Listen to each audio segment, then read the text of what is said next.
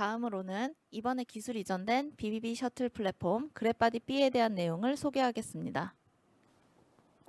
네, 그래파디 B에 대해서 조금 더 이제 자세히 좀 설명을 드리면 타이틀에서 보시는 것처럼 BBB 셔틀의 시대는 작년부터 도래한 걸로 저희가 알고 있습니다. 이 부분에서 ABL 바이오의 차세대 그 그래파디 B의 IGF-1R 기반의 그래파디 B가 과연 기존에 존재했던 로슈 제넨텍, 드날리, J&J, 많은 바이오아트, 많은 회사들이 갖고 있는 트랜스페린과 어떤 차별성이 있을 건가가 굉장히 중요한 포인트입니다. 하지만 제가 초반에 말씀드렸듯이 GSK의 기술 이전을 통해서 단연코 ABL 바이오는 드날리보다 훨씬 나은 BBB 셔틀의 시대를 리드하는 새로운 리더로서 당연히 포지션을 할 걸로 예상을 하고 있습니다. 왼쪽 그래프에서 보시는 것처럼 단일항체 한계에 대해서 제가 하나하나 설명을 드리면 기존의 뉴로이뮨과 바이오젠이 공동 개발을 해서 아주카즈맵이 2021년에 아밀로이드 항체로 허가를 받았지만 아리아라는 어떤 부작용이죠. 그 아밀로이드 플라크가 생기는 주변에 혈관의 부작용으로 인해서 이 부작용의 효과가 너무 성능보다는 좋기 때문에 너무 크기 때문에 실제로 아주카즈맵이 허가를 받았지만 왜 FDA에서 위드드로우 철회를 하였습니다. 바이오젠은 백투백으로 레카네맵이라는 항체를 개발하여서 2023년에 바로 허가를 받아서 지금 잘 판매를 하고 있습니다. 엘라릴리라는 글로벌 빅파마가 도나니맵이라는 키순라라는 아밀로이드의 또 다른 단독 항체를 개발하였지만 이 모든 단독 항체가 갖고 있는 단점은 여전히 아리아라는 부작용이 크다는 것입니다. 또한 다른 회사의 글로벌 회사들의 발달을 보면 로시와 에피가 간텐루맵 플러스 ABBV916라는 아밀로이드 항체를 단독으로 개발하다가 2022년, 2024년에 1차 평가 지표를 달성하지 못했기 때문에 개발을 중단하였습니다. 하지만 로시 제넨텍은 중간에 있는 그래프처럼 BBB 셔틀의 POC를 입증하기 위해서 로시와 제넨텍이 갖고 있었던 트랜스페닌 리셉터의 BBB 셔틀과 아밀로이드의 간테누밥을 결합한 트로티네빔이라는 이중항체를 개발을 하였고 그 이중항체 임상 1상을 진행한 이후에 작년부터 POC 데이터를 발표하였고 올해도 굉장히 좋은 데이터를 발표하였습니다. 여기서 하이라이트는 이 박스에 보이시는 것처럼 단독 항체의 아밀로이드를 처리를 하면 예를 들어서 레카느맵, 도나미맵을 처리를 하면 2년 동안 처리를 했을 경우 한 30% 정도의 아밀로이드 플라크가 감소하는 결과가 나왔습니다. 반면에 제넨텍 로시의 트로티네맙은 한 6개월에서 7개월 정도 지나는 환자한테 처리를 한 이후에 훨씬 많은 양의 아밀로이드가 줄어드는 것이 발견이 되었습니다. 또한 작년에 굉장히 많은 딜들이 일어났습니다. 알리아다라는 회사는 J&J가 내부적으로 개발하고 있던 트랜스페린 리셉터 BBB 셔틀에 아밀로이드 항체를 붙인 이중 항체를 갖고 있는 자회사였습니다. 이 J&J의 자회사 알리아다가 글로벌 빅파마인 에피에 작년에 2조에 인수가 되었습니다. 또한 유럽에 있는 바이오 알틱이라는 회사가 트랜스페린 리셉터에 아밀로이드 항체를 붙인 이중 항체를 에이사이와 BMS에 기술 이전을 하였습니다. 저희의 가장 강력한 경쟁사였던 드날리 세라피릭의 BBB 셔틀의 플랫폼에 어쩌면 임상에서 독성 이슈가 있는 것 같습니다. 그 이유는 밑에서 말씀드린 것처럼 드날리 세라피릭이 개발했던 트랜스페린 리셉터에 바이오젠이 실은 이중항체에 BBB 셔틀을 붙이는 프로그램을 개발을 하다가 어떤 이유인지 모르겠지만 반환을 하였습니다. 또한 드날리 세라피릭이 다케다라는 회사에 기술 이전했던 BBB 셔틀 플러스 트램트라는 치매 치료제 이중항체 프로그램도 임상 1상 이후에 FDA 권고로 인해서 임상이 중단이 되었습니다. 말씀드린 바와 같이 이번 GSK의 글로벌 딜은 그동안의 트랜스페린 리셉터와 상대방의 산맥으로 저희가 알고 있는 IGF-1 리셉터를 기반으로 하는 ABL 바이오의 그래파디 B가 실제로 처음으로 글로벌 빅파마한테 기술 이전이 되고 이 기술 이전이 직접적 간접적으로 가장 좋은 BBB 셔틀임을 증명하는 기회가 되었습니다. 저희가 이번 BBB 셔틀의 그 기술 이전을 통해서 그 치매나 아니면 여러 가지 뇌질환의 타겟에 또는 항체나 siRNA, AS와 같은 올리고뉴크레오타이드의 모델리티 확장이 충분히 가능함을 입증하였습니다. 이 타겟과 모델리티의 확장에 대해서는 제가 다음 슬라이드에서 차근차근 또 설명을 드리고자 합니다. 이번에 그래프바디 B의 그 GSK의 기술 이전의 의미와 여러 가지 계약금, 그 다음에 GSK가 왜 저희와 손을 잡고 BBB 셔틀을 도입하였는지 그 백그라운드를 설명하고자 합니다. 자, 중간에 보시는 것처럼 GSK와 ABL의 기술 이전이 발표를 하였습니다.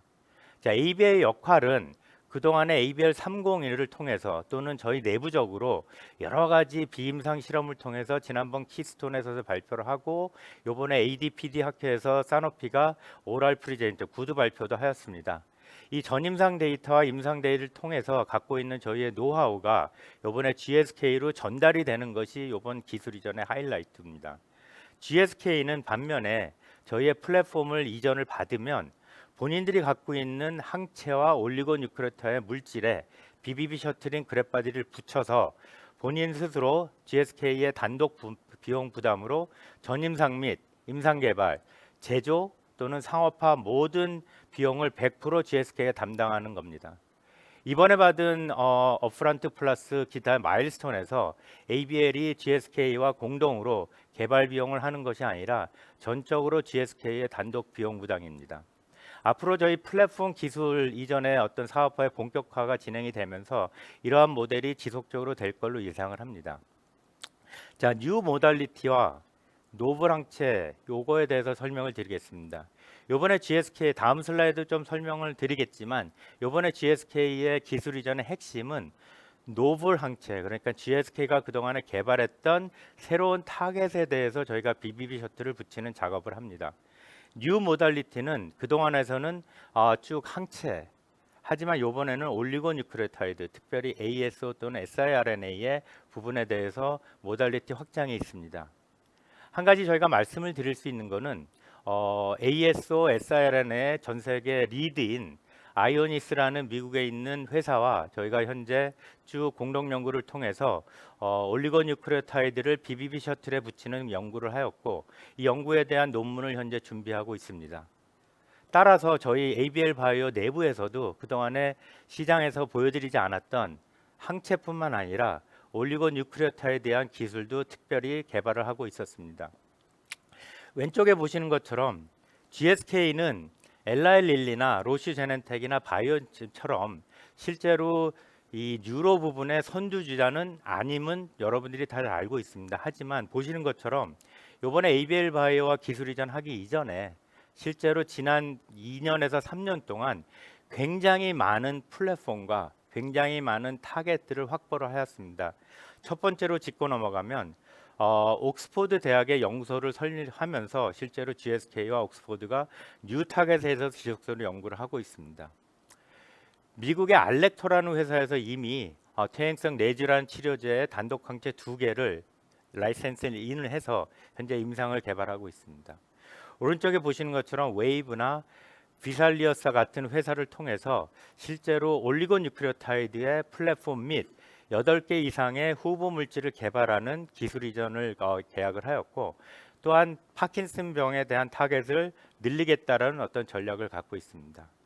마지막으로 최근에 무다라는 회사를 통해서 알츠하이머의 새로운 타겟을 검증하는 플랫폼을 기술 이전을 하여서 실제로 GSK 내부에서 여러분들이 그동안에 알지 못했던 놀라운 일들이 있었던 것은 GSK 전략은 아밀로이드 항체보다는 노블한 새로운 타겟, 특별히 뉴로 인플레메이션에 굉장히 많은 노블한 타겟에 대한 디스커버리가 진행이 됐고 이 그동안에 진행됐던 사업이 이번에 ABL 바이오의 그래프바디비와 적절한 시간에 접목이 된 걸로 보시면 됩니다. 중간에 보시는 계약금은 이미 저희가 발표드렸듯이 4조 원 넘는 규모고요.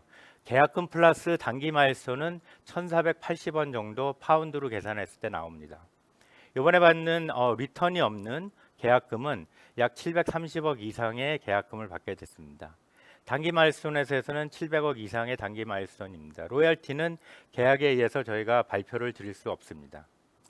자, GSK의 계약에서 많은 분들이 저한테 회사에 질문을 하면 그동안 얼마 동안 GSK와 일을 했느냐 했을 때 실은 GSK가 제가 아까 말씀드렸듯이 옥스포드에 연구를 세우고 그다음에 웨이브라는 회사 기술 이전을 통해서 타겟을 확보하는 그동안 2년 동안 쭉 논의를 했었고요. GSK가 CEO가 바뀌고 그다음에 R&D 리서치 헤드가 바뀌는 과정 속에서 약간 갭이 있었지만 저희가 올해 JP모간 1월부터 시작해서 지난 딱 3개월 동안에 계약에서 논의를 하고 3개월 만에 저희가 이번 계약을 완성을 했습니다. 굉장히 어그레시브하고 그다음에 굉장히 자기네들이 하고자 하는 분야에 대해서 한번 결정하면 정말로 놀라울 정도로 밀어붙이는 폭발적인 파워를 좀 느꼈고요. 여러 가지 저희의 JP모간에서 디스커션이나 그동안에 지난 3개월에서 디스커션을 보면 정말로 이 GSK가 그동안에 뉴로 부분을 많이 준비했구나. 그래서 이 뉴로 부분에 많이 준비된 타겟이 이제야 ABL 바이오의 그래파디 B와 접목을 하면서 저희 기술도 요번에 과연 정말로 꽃을 피는 단계가 됐다고 생각이 됩니다. 이번 기술 이전의 가장 하이라이트 부분을 조금 설명을 드리면 밑에 있는 그림처럼 실제로 저희가 Y-액시스는 그동안에 글로벌 또는 대한민국 알테오전을 포함한 회사들이 받은 계약금 플러스 단기 마일스톤의 금액을 한번 정해봤고요. 오른쪽에 X-액시스는 총 계약 규모를 봤습니다. 여러분들이 잘 알고 있듯이 ABL 바이오 이번에 GSK 딜은 대한민국 역사상 두 번째 큰 딜입니다. 또한 저희가 자랑스럽게 생각하는 것은 계약금 플러스 단기 마일스톤의 금액이 단연코 역대 글로벌의 플랫폼 기술뿐만 아니라 대한민국에서 일어났던 플랫폼 기술 중에 가장 많은 금액을 수행하게 됐습니다. 많은 분들이 플랫폼 기술 이전과 물질 기술 이전에 대해서 설명을 합니다. 저희가 사노피 기술 이전에서는 이게 물질입니다. 그래서 물질이 하고 저희가 쭉 개발을 하다 보니까 그 계약금이 조금 더 많이 받았습니다. 하지만 플랫폼 기술에서 오른쪽에 그래프 그 테이블에 보신 것처럼 CNS 뉴로 쪽에 그동안에 있었던 플랫폼 딜, 그다음에 ADC의 플랫폼 딜, 대한민국에 있었던 플랫폼 딜을 쭉 설명을 하였습니다. 오른쪽에 그림 테이블을 제가 하나하나 짚지 않겠지만 밑에 설명을 드렸듯이 이번 기술 이전에서 가장 많은 계약금 플러스 단기 마일스톤, 그다음에 두 번째로 큰 총 계약 금액을 다시 한번 강조를 드리고자 합니다. GSK 딜에서 제가 노블 타겟이라고 말씀드렸습니다. 그러면 대체 이 의미가 뭐냐라는 거를 한번 말씀을 드리겠습니다. 제가 이제 모델리티뿐만 아니라 타겟의 확장에 대해서 말씀을 드렸습니다. 저희가 멀티플 라이센스 아웃이 앞으로 올해 가능하고 내년에도 가능하다는 이유는 첫 번째 모달리티 변에서 저희가 그동안에 엔티바디 항체 부분만 실제로 사노피와 딜을 하였습니다. 그리고 내부에서도 항체 부분을 많이 강조를 하였습니다. 근데 제가 초반에 말씀을 드렸듯이 siRNA ASO 같은 경우는 저희가 아이오니스라는 미국 회사와 실제로 공동 개발을 통해서 쭉 그 BBB 셔틀에 대한 옵티마이제이션 조금 더 최적화 활동을 그 작업을 하고 있었습니다. 그런 면에서 모달리티는 단순히 이제는 항체뿐만 아니라 ASO, siRNA 더 넘어서 저희의 그래파디 B가 조금 더 발전을 하면 지금 많은 회사들이 더블 BBB 셔틀에 대해서 얘기를 하고 있습니다. 그래서 저희도 듀얼 BBB 셔틀을 개발을 하고 있는데 듀얼 BBB 셔틀이 개발이 되면 드날리처럼 엔자임에 대한 확장도 충분히 가능할 걸로 생각이 됩니다. 자, 오른쪽의 타겟 부분은 굉장히 중요합니다.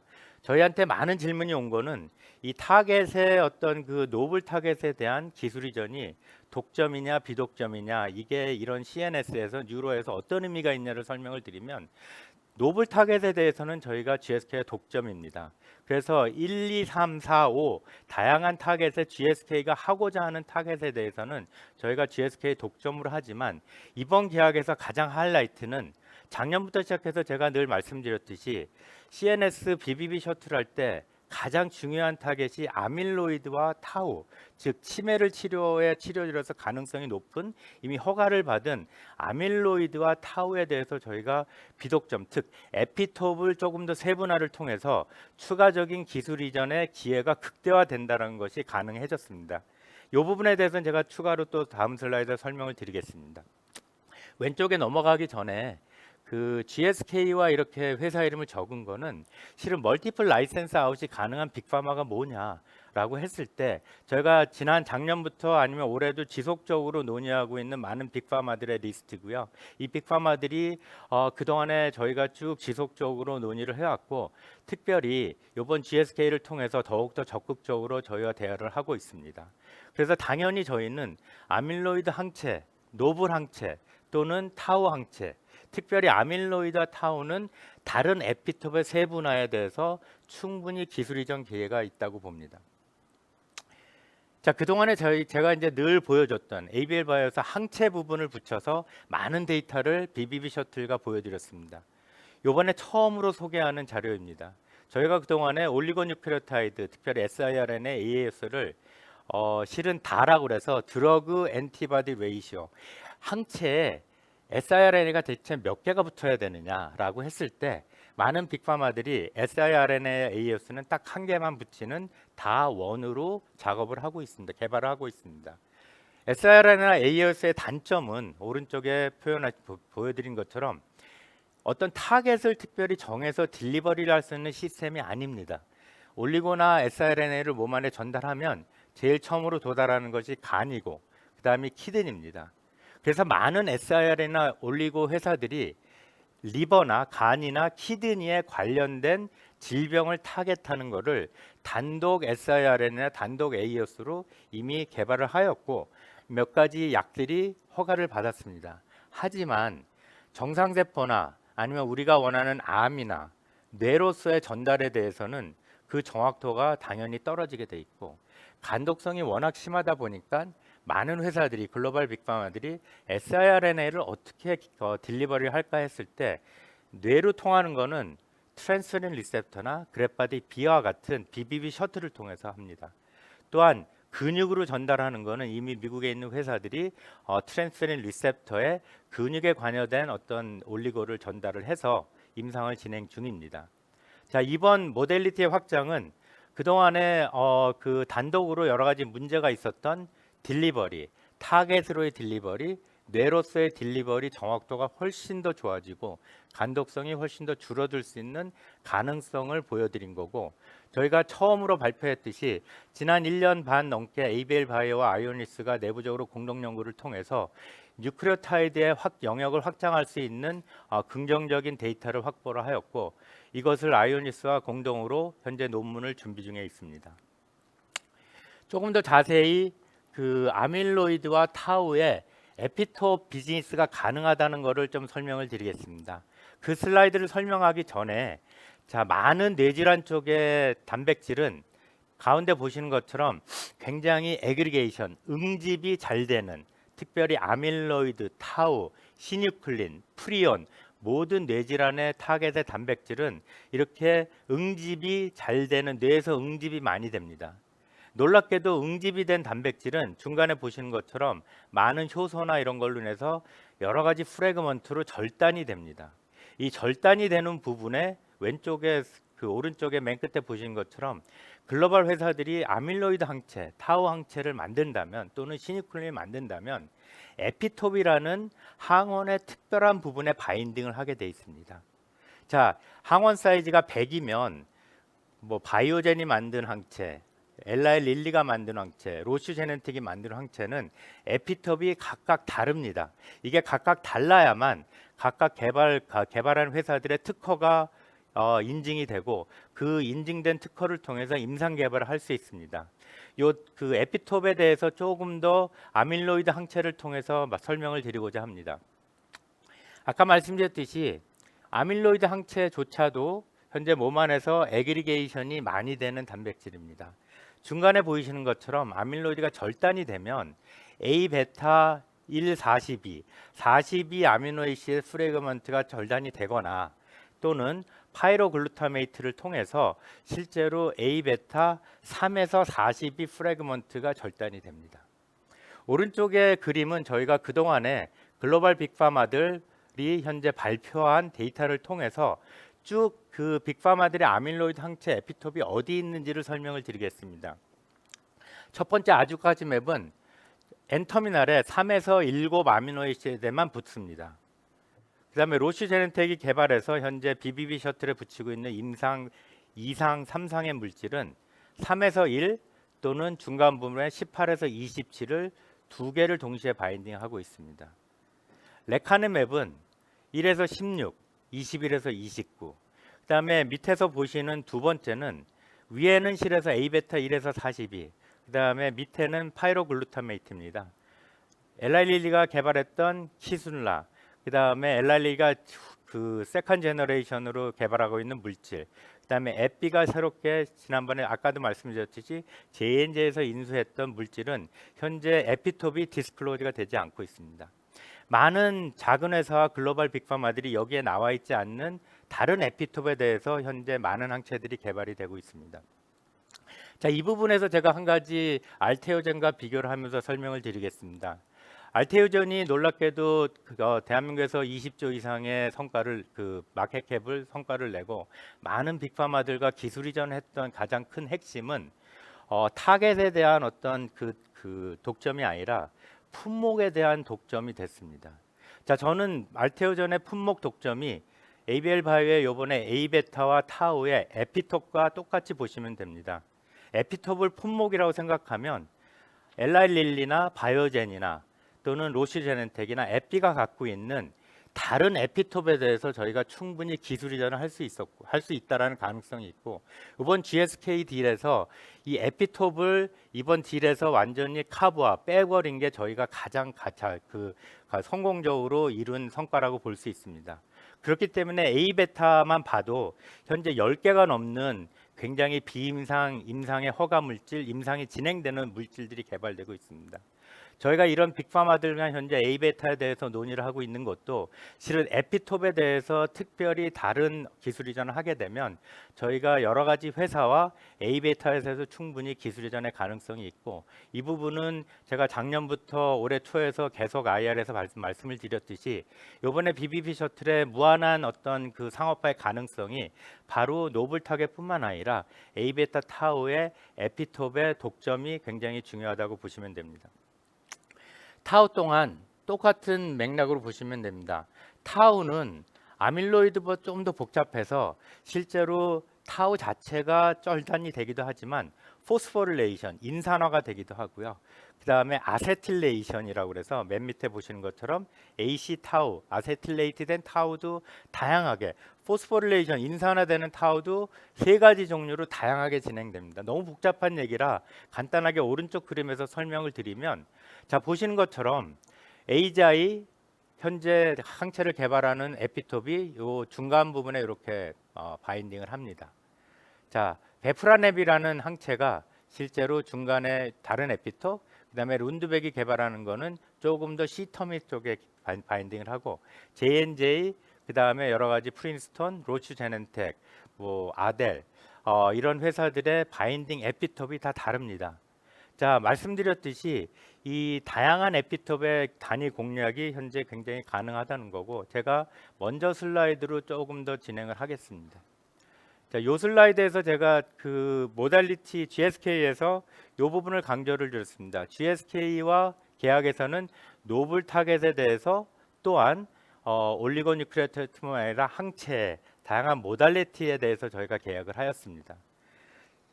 앞으로 나올 기술 이전은 아까 알테오젠 품목 그 독점과 비슷한 맥락으로 보시면 모델리티가 추가적으로 되고요. 타겟에 대해서는 A베타와 타우의 다른 에피톱이 바인딩한 기술 이전이 가능할 걸로 봅니다. 저희가 보기에는 기존의 항체만 국한되었던 모델리티가 엔타이센스 올리고 siRNA의 올리고뉴클레오타이드 두 개로 확장이 됐습니다. 곱하기 타겟을 하게 되면 저희가 생각했던 것보다 더욱더 무궁무진한 타겟 확장과 모달리티 확장을 통해서 올해부터 지속적인 그랩바디 B의 플랫폼 기술 이전의 사업화가 현실화될 걸로 주주분들에게 단연코 말씀을 드릴 수 있습니다.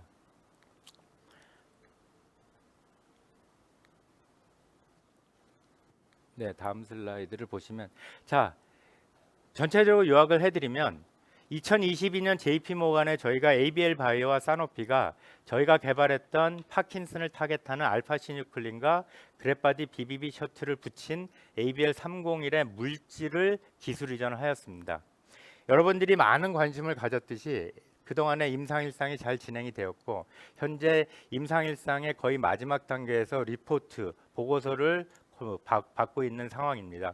사노피는 이미 작년에 그 CMC 생산에 대한 마일스톤을 저희한테 지불을 하였고 이를 통해서 현재 임상 이상을 진행하는 걸로 알고 있습니다. 그래서 ABL 301을 통한 그동안의 임상의 결과가 실은 저희가 직접적 간접적으로 제가 말씀드린 GSK를 포함한 많은 빅파마들과 공유가 되었고 일부 임상 데이터는 저희가 공유는 할 수 없었지만 많은 비임상 데이터와 임상의 진전, 특별히 사노피의 301에 척수에서 훨씬 더 ABL 301이 많이 들어간다라는 데이터를 통해서 글로벌 빅파마들이 실제로 그동안에 ABL 바이오가 얘기했던 그래파디 B가 비임상뿐만 아니라 사람 그 인간 그 임상에서도 충분히 검증되고 있음을 확인하였고 이번에 GSK이 첫 번째 굉장히 중요한 마일스톤을 찍은 딜입니다. 일종의 한편의 그 시리즈 영화를 보시면 뭐 해리포터와 같은 시리즈를 보시면 1편이 나온 이후에 2편에 나오고 3편도 나옵니다. 여러분들한테 저희가 말씀을 드릴 거는 그래파디비에서 어쩌면 1편의 첫 번째 작품이 끝났고 저희가 siRNA, ASO, 그다음에 다양한 타겟, 노블 타겟 플러스 A베타의 에피톱, 타우의 에피톱을 통해서 이제는 단연코 모달리티 확장, 타겟 확장이 가능한 지속적인 기술 이전이 가능할 걸로 예상이 됩니다. 또한 중요한 거는 그동안에 저희가 일부 트랜스페닌 리셉터의 드날리 세라피릭에 약간 밀려 있는 위치에 있는 감도 있었지만 이번 셔틀 비즈니스를 통해서 BBB 셔틀에서 단연코 ABL 바이오가 선두로 지휘로스를 유지할 수 있는 가능성과 그런 어떤 결과를 보여줬습니다. 또한 드날리 세라피릭이 작년 올해 특허를 발표를 했습니다. 기존에 갖고 있는 트랜스페닌 리셉터에 CD98HC라는 새로운 BBB 셔틀을 두 개로 만든 듀얼 BBB 셔틀을 개발을 하여서 발표를 하였습니다. ABL 바이오는 이미 CD98HC 항체를 지난 1년 반 동안 확보를 했고 현재 내부에서 CD98 단독에 대한 BBB 셔틀과 또한 IGF-1R 플러스 CD98HC의 이중 듀얼 BBB 셔틀을 개발을 하고 있습니다. 자, 이 듀얼 BBB 셔틀이 개발을 됨을 통해서 저희가 그동안에 siRNA를 조금 더 많은 양을 딜리버리하고 ASL을 많이 딜리버리하고 IGF-1R 통한 BBB 셔틀은 그래파디 B는 엔자임 부분에서는 드날리보다 조금 약한 경향이 있었지만 CD98HC와 결합을 한 듀얼 BBB 셔틀은 단연코 엔자임 부분도 앞으로 조금 더 개발이 가능할 걸로 예상이 됩니다. 따라서 다시 한번 강조를 드리면 언매니드간 오픈 CNS 시장에서 굉장히 높아진 글로벌 위상, 그다음에 지속적인 그래파디 B의 기술 이전을 시장에서 보이도록 노력하고자 합니다. 플랫폼 기술 이전을 통해서 폭발적인 어떤 그 가치를 상승하고자 합니다. 말씀드렸듯이 지난 몇 년 동안 ABL 301의 기술 이전과 마일스톤, 업프런트를 통해서 개발이 되었고요. 그다음에 첫 번째 GSK 플랫폼 기술 이전, 그다음에 올해부터 여러분들이 많이 주목하셔서 향후에 ABL 바이오가 어떤 기술 이전을 가져올지 아밀로이드와 타우가 오픈이 돼 있고 노블한 타겟이 오픈돼 있고 항체뿐만 아니라 올리고뉴크레오타이드가 오픈돼 있다라는 폭발적인 가치 상승을 시장에서 보이고자 합니다.